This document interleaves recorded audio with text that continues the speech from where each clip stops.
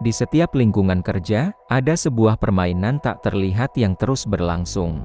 Permainan ini tidak ada di buku manual karyawan, tetapi dampaknya terasa setiap hari. Inilah yang kita sebut politik kantor. Mendengar kata itu saja mungkin membuat sebagian dari kita merasa tidak nyaman, membayangkan gosip, manipulasi, atau tikung-menikung.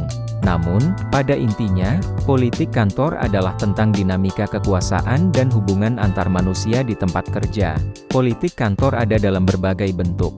Di satu sisi, ada sisi gelapnya yang harus kita waspadai. Ini adalah perilaku seperti menyebarkan rumor untuk menjatuhkan reputasi seseorang, mencuri kredit atas pekerjaan orang lain untuk terlihat bagus di depan atasan, atau membentuk kelompok-kelompok eksklusif yang menghalangi kolaborasi. Perilaku-perilaku ini menciptakan lingkungan kerja yang beracun, penuh dengan ketidakpercayaan dan kecemasan, di mana energi karyawan lebih banyak dihabiskan untuk melindungi diri daripada untuk berinovasi dan bekerja produktif. Namun, politik kantor tidak selalu negatif. Ada juga sisi terangnya, atau yang lebih tepat disebut sebagai kecerdasan politis. Ini bukan tentang manipulasi, melainkan tentang kemampuan untuk memahami lanskap sosial di kantor Anda dan menavigasinya secara etis dan efektif. Memahami siapa pembuat keputusan yang sebenarnya, bagaimana informasi mengalir, dan apa nilai-nilai yang dijunjung tinggi oleh para pemimpin adalah keterampilan yang krusial. Ini adalah tentang membangun hubungan yang tulus dan saling menguntungkan, bukan menjilat atau memanfaatkan orang lain. Lalu, bagaimana kita bisa bertahan dan bahkan berkembang di tengah dinamika ini tanpa mengorbankan integritas kita? Kuncinya adalah navigasi yang cerdas dan etis. Pertama, jadilah pengamat yang baik. Luangkan waktu untuk mendengarkan dan memahami siapa saja pemain kunci, bagaimana hubungan mereka satu sama lain, dan apa agenda tersembunyi yang mungkin ada. Pengetahuan adalah kekuatan, dan memahami medan adalah langkah pertama untuk bergerak dengan benar.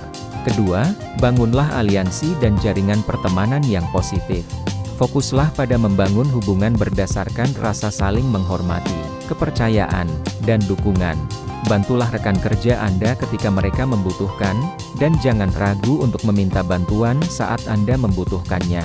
Jaringan yang kuat adalah aset terbesar Anda, baik untuk mendapatkan dukungan saat dibutuhkan maupun untuk menyelesaikan pekerjaan dengan lebih efisien. Ketiga, pastikan pekerjaan Anda terlihat. Ini bukan tentang menyombongkan diri, tetapi tentang mengkomunikasikan pencapaian Anda secara efektif. Laporkan kemajuan Anda secara teratur, berikan kontribusi yang bermakna dalam rapat, dan pastikan atasan serta rekan kerja yang relevan mengetahui nilai yang Anda bawa ke tim.